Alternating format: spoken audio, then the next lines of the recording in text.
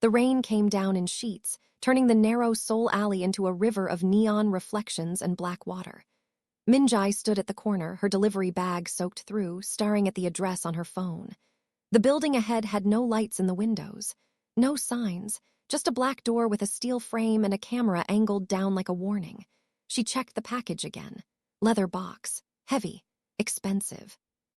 The kind of delivery that made her hands shake because if something went wrong, she'd be paying for it for months. The app said leave it at the door. The customer note said the same. But the rain was coming sideways now, and the box wasn't wrapped in plastic.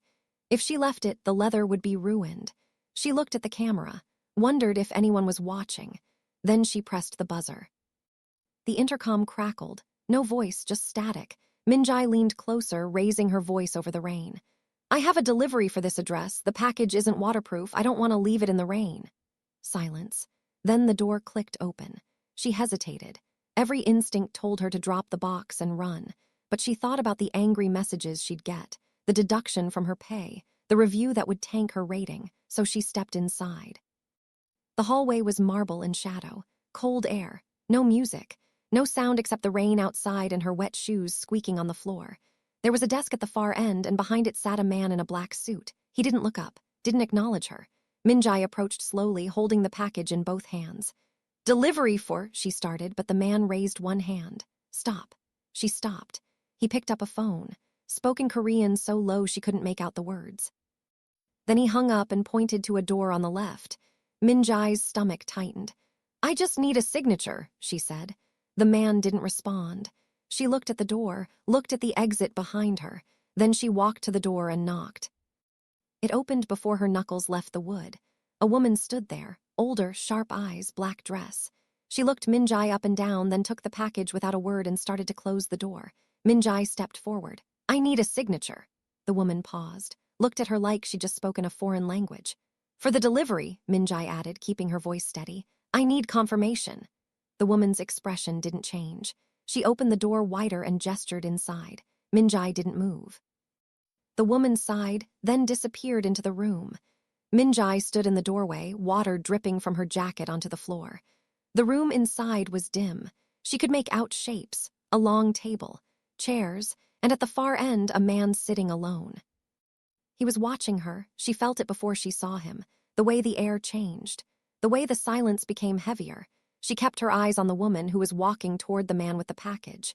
The woman leaned down, whispered something. The man didn't respond. He was still looking at Min-jae. She shifted her weight, felt her phone buzz in her pocket, another delivery waiting. She needed to go. The woman returned, holding out a phone. Sign here, she said in English. Min-jae took the phone, scribbled her name with a wet finger, and handed it back. Thank you, she said, then turned to leave. Wait! The voice came from the man at the table. Low, calm, absolute. Min-jae stopped, didn't turn around. You refused to leave the package, he said. It wasn't a question. Min-jae glanced over her shoulder. He was still sitting, still watching. The leather would have been damaged, she said. The rain, you could have left it. I could have. She met his eyes, but it didn't feel right. He tilted his head slightly, like he was studying something he didn't understand. Then he nodded once. Go! Min-jae didn't wait. She walked out, through the hallway into the rain, and didn't look back. She thought about that moment for the rest of the night, the way he'd looked at her, the way the entire room had gone still when he spoke, like he didn't need to raise his voice to make people listen. She told herself it didn't matter. She'd never see him again. But 3 days later, she got another delivery to the same address. This time the rain had stopped. The alley was dry. The door opened before she knocked. The same woman stood there, same black dress, same sharp eyes. She took the package, handed Min-jae the phone to sign, and started to close the door. Wait, Min-jae said. The woman paused. Is this going to be a regular thing? Min-jae asked. Because if it is, I'd like to know what I'm delivering for my own safety. The woman's expression didn't change, but she stepped aside. He wants to see you. Min-jae's heart kicked. Who? Come inside. Min-jae didn't move. The woman waited.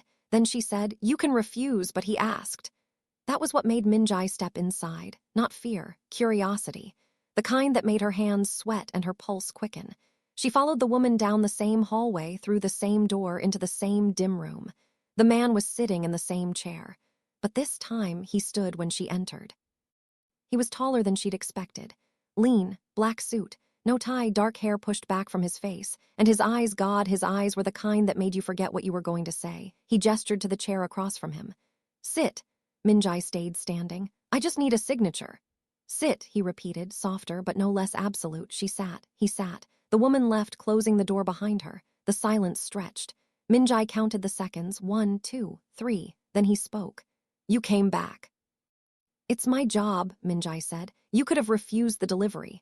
I could have. She met his eyes, but I didn't. He leaned back in his chair. Why? Because I don't know what's in the packages, she said. And I don't care, I just deliver them. He studied her. You're not afraid. Should I be? He didn't answer, just watched her like she was a puzzle he hadn't solved yet. Then he slid a business card across the table. Min-jae picked it up. No name, just a phone number. If you ever need anything, he said, call that number. Why would I need anything from you? She asked. You won't, he said, until you do. She left with the card in her pocket and his voice in her head. Low, calm, certain. She told herself to throw the card away, but she didn't. She kept it, and a week later she understood why. Her brother showed up at her apartment at 2 in the morning, blood on his shirt, panic in his eyes. He stumbled inside, locked the door, and pressed his back against it like someone was coming. Min-jae grabbed his shoulders. What happened? I messed up, he said. His voice was shaking. I messed up bad. She made him sit, made him breathe. Then he told her.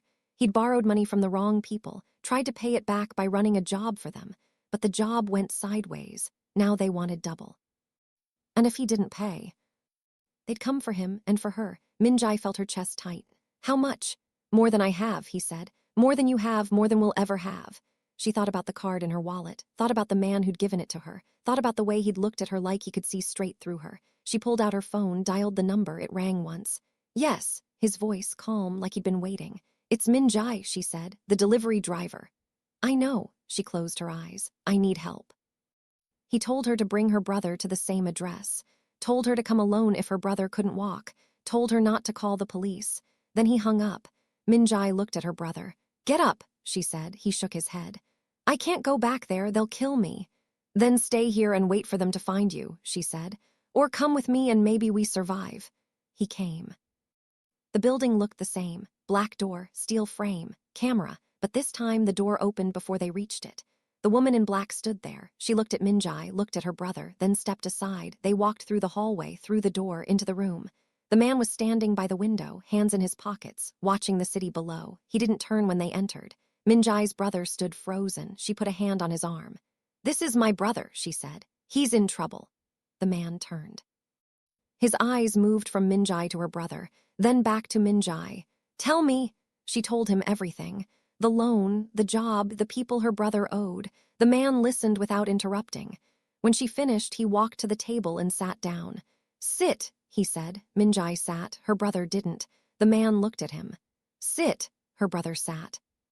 The man folded his hands on the table. You borrowed money from the 7th Circle, he said. It wasn't a question. Her brother nodded. The man's expression didn't change. They're not reasonable people. I know, her brother said. His voice cracked. I know, how much do you owe? 200 million won. The man was quiet for a moment. Then he said, I'll pay it. Min-jae's breath caught. Her brother stared. What? I'll pay what you owe, the man repeated. But you'll work for me until the debt is cleared. What kind of work? Min-jae asked. The man looked at her. Legal work, driving, deliveries, nothing that will put him in danger. Why? She asked. Why would you do this? He leaned forward. Because you asked. The simplicity of it made her chest ache. And what do you want from me? She asked. Nothing, he said, then softer, yet. Her brother started working the next day. Min-jae kept delivering packages. But now some of her deliveries went to places that made her hands shake. Warehouses, offices with no signs, buildings where men in suits stood outside smoking and watching. She never asked what was in the packages, never opened them, just delivered them and left. But she started to notice things. The way people looked at her when she arrived, the way they stepped aside, the way her name started to carry weight. One night she delivered a package to a restaurant. The owner took it, signed for it, then offered her a free meal. She declined. He insisted. She sat down. He brought her soup, rice, banchan, then he sat across from her. You work for him, the owner said. Min-jae didn't answer. He's a good man, the owner continued. People don't see it, but he is. I don't work for him, Min-jae said. I work for a delivery company. The owner smiled. You keep telling yourself that. She thought about that conversation for days, thought about the man who'd paid her brother's debt, the man who'd asked for nothing in return, the man who watched her like she was something fragile and dangerous at the same time. She didn't see him again for 2 weeks. Then one night he called. "There's a package," he said. "I need you to deliver it." "Send me the address," she said. "No address," he said. "I need you to bring it to me." Her pulse quickened. "Where are you?" he told her. "Up here on the east side of the city. Midnight." She should have said no, should have hung up, but she didn't. She went. The pier was empty, just black water and distant lights. Min-jae parked her scooter and walked to the edge. The man was standing there, hands in his pockets, watching the water. She stopped a few feet away. "Where's the package?" she asked. He turned, looked at her. "There is no package." Her chest tightened. "Then why did you call me here?" He stepped closer. "Because I wanted to see you." She didn't move, didn't breathe. He stopped in front of her, close enough that she could smell leather and rain. "You're different," he said. "How?" "You see me," he said. "Not what I do, not what people say, just me," she swallowed. "And what do you see when you look at me?" He reached out, brushed a strand of wet hair from her face. "Someone who refused to leave a package in the rain," he said. "Someone who cares about things most people don't notice." Her breath hitched. "You don't know me." "I know enough." He stepped back, looked at the water again. "Your brother's debt is almost cleared. Another month. Maybe 2, and then you're free," he said. "No obligation, no debt, you can go back to your life." "What if I don't want to?" The words left her mouth before she could stop them. He looked at her, really looked at her. Then he smiled, small, barely there, but real. "Then stay." She stayed, not because she had to, because she wanted to. Because when she was near him, the world felt less heavy, less dangerous, because he looked at her like she mattered. Like she was more than just a delivery driver with a broken scooter and a reckless brother. But staying meant seeing things, hearing things, learning things. She learned that his name was Kang Min-ho, that he ran half the city's underground without ever raising his voice. That people feared him not because he was loud or violent, but because he was precise. Inevitable.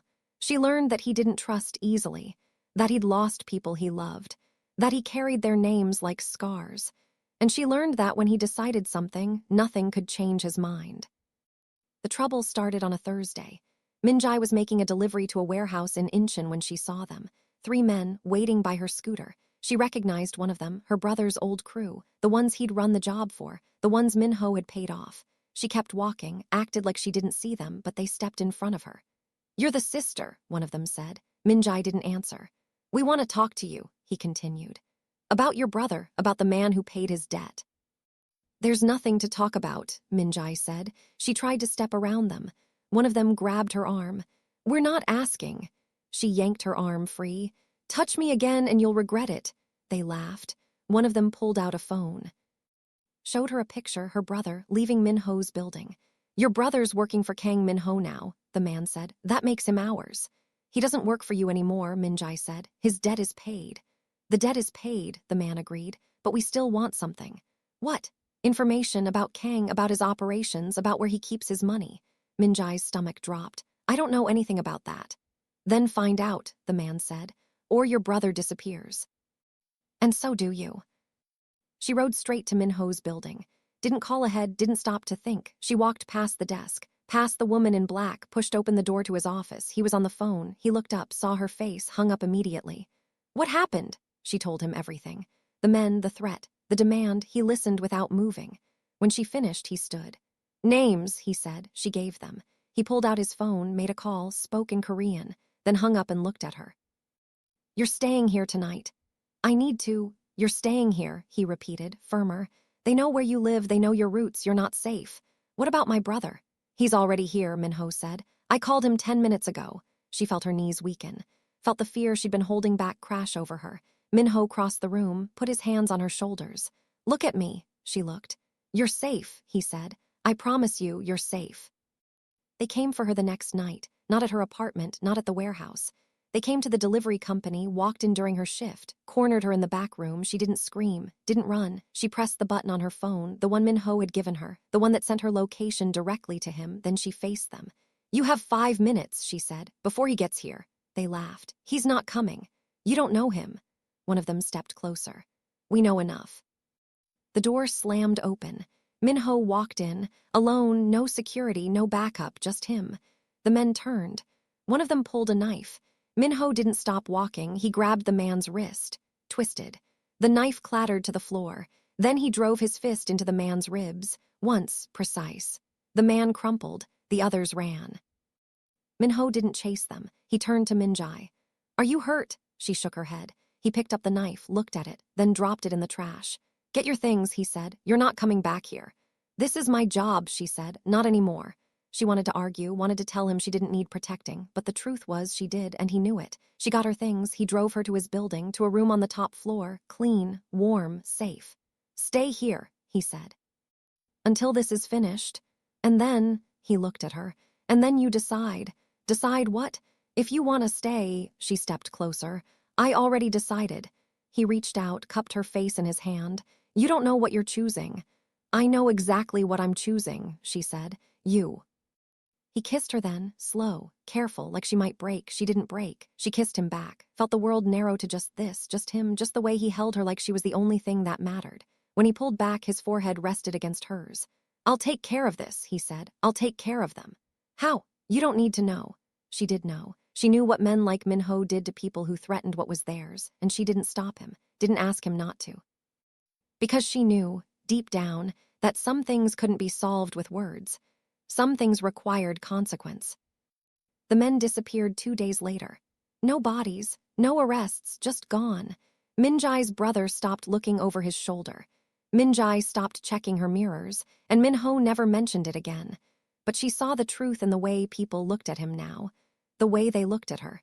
She'd become untouchable, not because of what she'd done, because of who she belonged to. Stood on the pier again, same place he'd brought her before, same black water, same distant lights. But this time he stood beside her, his hand in hers. "Do you regret it?" he asked. "Calling me that night?" She looked at him. "No. You could have walked away," he said. "You still can." "I don't want to," she said. "I told you I chose you." He turned to face her. "People will always be afraid of me," he said. "They'll always see what I do, what I've done." "I see you," she said, "not what you do." "Just you," he pulled her closer. "You're the only one who does." She rested her head against his chest, felt his heartbeat, steady, calm, unshakable. "Then I'll keep seeing you," she said, "for as long as you'll let me." He kissed the top of her head. "Forever, then." The rain started again. Soft this time, gentle. She looked up at him. "Do you remember?" she asked. "The first time I came to your door." "I remember," he said. "You refused to leave the package in the rain." She smiled. "It didn't feel right." "It was right," he said. "You were right." She thought about that moment. The way she'd stood in the rain, holding a package that didn't belong to her, trying to do the right thing. She thought about how that one decision had changed everything, how it had led her here. To him, to safety, to something that felt like home. "I'd do it again," she said. "Every time." He looked down at her. "I know."